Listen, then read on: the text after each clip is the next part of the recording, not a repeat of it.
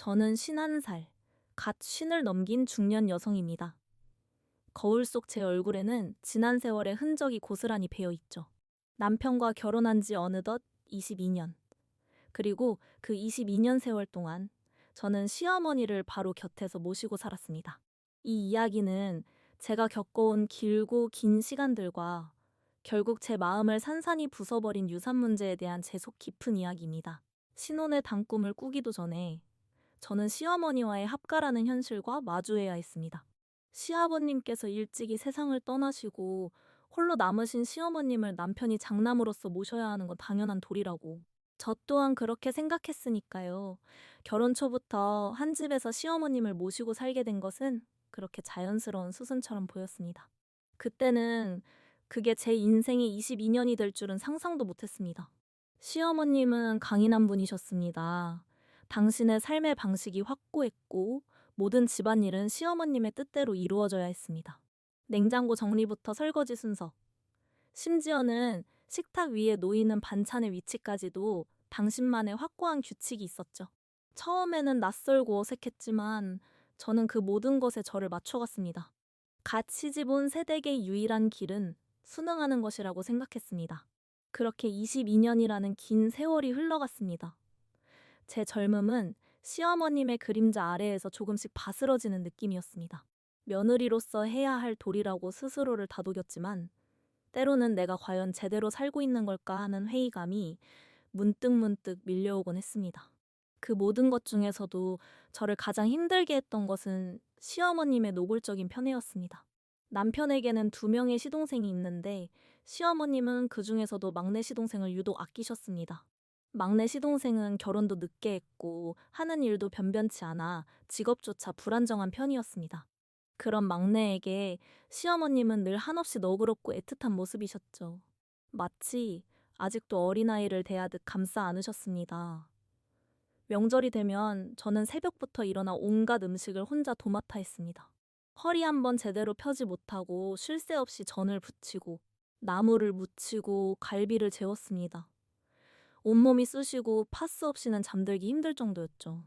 그렇게 제가 모든 상차림을 마치고 나면 시어머님은 막내 시동생네 가족이 도착하자마자 화난 얼굴로 "아이고, 우리 막내 며느리 고생했지? 어서 앉아서 쉬어라" 하고 말씀하셨습니다. 정작 온갖 굳은 일을 도맡아 한 건 저였는데 위로는 늘 막내 형수님의 몫이었습니다. 제 존재는 그저 당연한 듯이 여겨지는 그림자 같았습니다. "어머니, 저는요?" 목구멍까지 차오르는 말을 애써 삼키며 저는 그저 쓴웃음만 지을 뿐이었습니다.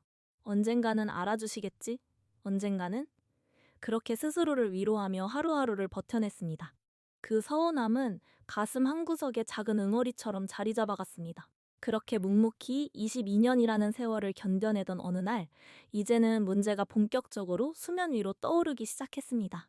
시어머님의 건강이 급격히 나빠지기 시작한 것이었죠.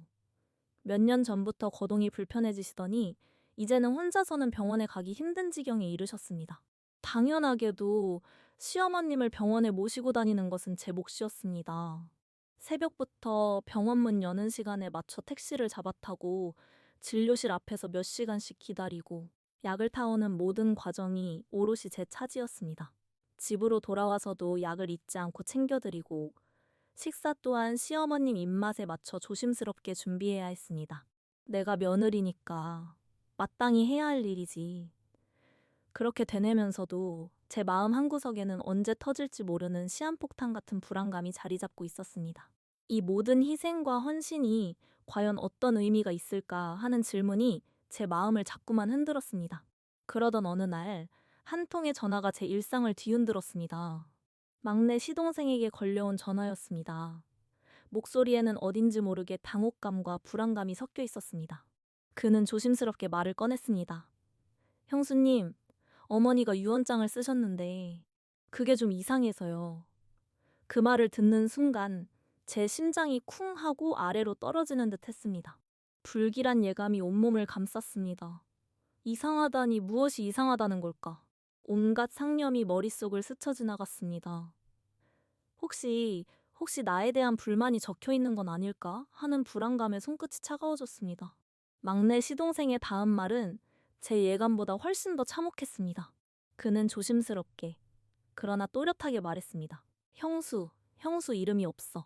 그 한마디가 마치 날카로운 비수처럼 제 가슴을 꿰뚫는 듯 했습니다. 머리가 멍해지고 귀가 먹먹해졌습니다. 22년이라는 세월이 제 모든 헌신과 노력이 한순간에 부정당하는 기분이었습니다.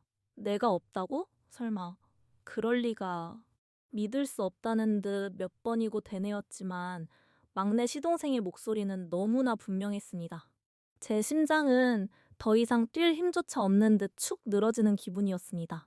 그동안 쌓아왔던 모든 감정들이 한꺼번에 밀려와 저를 짓누르는 듯 했습니다. 그 말을 듣자마자 저는 남편에게 달려가 유언장 이야기를 꺼냈습니다. 남편 역시 저와 같은 당혹스러운 표정이었습니다. 자신도 전혀 몰랐던 사실이라고 했죠. 여보, 이게 어떻게 된 일이야? 당신도 몰랐어? 제 목소리는 불안감으로 떨리고 있었습니다. 우리는 함께 시어머님께 조심스럽게 여쭤보았습니다. 유언장에 제 이름이 없다는 사실을 어떻게 받아들여야 할지, 어떤 이유에서 그런 것인지 말이죠. 제 마음속에는 희미하게나마 혹시 내가 뭔가 오해하고 있는 건 아닐까? 어머님이 착각하신 건 아닐까 하는 기대감이 남아 있었습니다. 하지만 시어머님의 대답은 싸늘했습니다. 한치의 망설임도 없이 당신은 말씀하셨습니다. 재산은 자식들한테 가야지 며느리한테 갈 건 없어. 그 한마디에 제 가슴속 마지막 희망마저 산산이 부서졌습니다. 차라리 내가 깜빡했다. 다음엔 고쳐주마라는 말이라도 해주셨다면 좋았을 텐데. 그런 기대는 산산조각이 났습니다. 저는 그 자리에 얼어붙어 아무 말도 할 수 없었습니다. 22년이라는 세월이 주마등처럼 스쳐 지나갔습니다. 결혼해서 첫 아이를 낳던 날부터 쌀독에 쌀이 떨어질까 노심초사하며 살림을 꾸려가던 순간들, 명절마다 허리가 휘도록 전을 부치던 밤들, 그리고 최근 몇 년간 병원을 모시고 다니며 약을 챙겨드리던 모든 순간들이 파노라마처럼 펼쳐졌습니다. 그 모든 순간들이 시어머님께는 아무런 의미도 없었다는 사실이 저를 무너뜨렸습니다. 옆에서 제 얼굴이 새하얗게 질려가는 것을 본 남편이 드디어 참지 못하고 어머니께 따졌습니다. 어머니, 당신 아내가 얼마나 고생했는지 아세요? 22년 동안 어머니 옆에서 얼마나 헌신했는데 유언장에 이름 한 줄 없다는 게 말이 됩니까? 남편의 목소리에는 분노와 안타까움이 섞여 있었습니다. 그러나 시어머님은 여전히 냉담했습니다. 당신은 말씀하셨습니다. 며느리가 시어머니 모시는 건 당연한 거 아니야?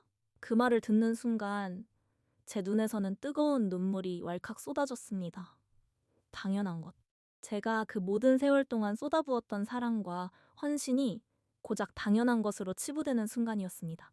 더 이상 아무 말도 할 수 없었습니다. 그저 터져나오는 울음을 참으려고 애쓰며 고개를 숙일 뿐이었습니다. 제 존재가 통째로 부정당하는 기분이었습니다. 텅 빈 가슴은 갈기갈기 찢어지는 것 같았습니다. 시어머님의 그 마지막 한마디는 제 가슴에 깊은 상처를 남겼습니다. 저는 그 말을 듣고 정말 오래 울었습니다. 남편 앞에서도 다른 누구에게도 제 속마음을 다 털어놓지 못하고 혼자 방에 틀어박혀 목 놓아 울었습니다. 베개는 제 눈물로 축축하게 젖었고 울다가 지쳐 잠이 들면 꿈속에서도 서러움이 북받쳐 올랐습니다. 내가 뭘 그렇게 잘못했기에 이렇게 존재조차 인정받지 못하는 걸까? 수없이 자문했지만 답을 찾을 수 없었습니다. 그저 가슴속 깊은 곳에서부터 밀려오는 절망감과 배신감만이 저를 짓눌렀습니다. 그렇게 며칠 밤낮을 울고 나니 제 마음속 무언가가 서서히 무너져 내리는 것을 느꼈습니다. 그리고 동시에 새로운 무언가가 자리 잡기 시작했습니다. 저는 그 이후로 많은 것을 내려놓았습니다. 시어머님께 인정받고 싶었던 마음, 사랑받고 싶었던 마음, 그리고 이 모든 고생에 대한 보상을 받고 싶었던 간절한 마음을 말입니다. 더 이상 기대하지 않기로 했습니다. 기대할수록 상처만 깊어진다는 것을 뼈저리게 느꼈으니까요. 혹시나 하는 마음에 법률 전문가에게 자문을 구해보기도 했습니다. 변호사님은 명확하게 말씀해 주셨습니다. 법적으로 며느리는 상속 대상이 아니라고요. 남편이 상속을 받으면 그 재산이 결국 우리 가정으로 오는 것이겠지만 유언장에 직접 제 이름이 명시되지 않는 한 저는 상속받을 권리가 없다고 했습니다. 그게 법이니까 어쩔 수 없는 일이라고. 머리로는 이해했지만 제 가슴은 여전히 너무나 아팠습니다. 솔직히 말하면 서운한 건 돈 때문이 아니었습니다. 제가 22년을 모셔온 시어머님의 재산에 대한 욕심 같은 것이 아니었습니다. 단 한 번도, 정말 단 한 번도 우리 며느리 고생 많다, 수고했다는 따뜻한 말 한마디를 들어본 적이 없는데 그 마지막 유언장에서도 제 이름, 제 존재 자체가 없었다는 것이 저를 서럽게 했습니다. 제가 살아온 지난 세월이 송두리째 부정당하는 기분이었습니다. 가족이라는 이름 아래에서 묵묵히 제 역할을 해왔다고 생각했는데 저는 그저 곁에 있는 투명인간과 다름없었다는 사실이 저를 아프게 했습니다. 상속 문제가 불거지기 전까지는 그저 서운함이 가슴 한구석에 응어리처럼 남아있었을 뿐이었는데 유언장을 통해 제 이름이 없다는 사실을 확인하는 순간 그 응어리는 거대한 슬픔과 분노로 변해 저를 잠식했습니다. 그저 가족의 일원으로서 인정받고 싶었던 작은 바람조차 허락되지 않았다는 현실이 저를 짓밟는 듯 했습니다. 지금 시어머님은 여전히 저희 집에 계십니다. 제가 끓여드리는 따뜻한 아침 식사를 드시고 거동이 불편해지신 몸으로 휠체어에 앉아 계십니다. 저는 여전히 시어머님께 밥을 드리고 병원에 모셔다 드립니다. 겉으로 보기에는 바뀐 것이 아무것도 없어 보입니다. 제 일상도 시어머님과의 관계도 예전과 똑같습니다. 하지만 제 마음은 완전히 바뀌었습니다. 더 이상 시어머님께 인정받으려고 애쓰지 않습니다. 더 이상 사랑받으려고 발버둥 치지도 않습니다.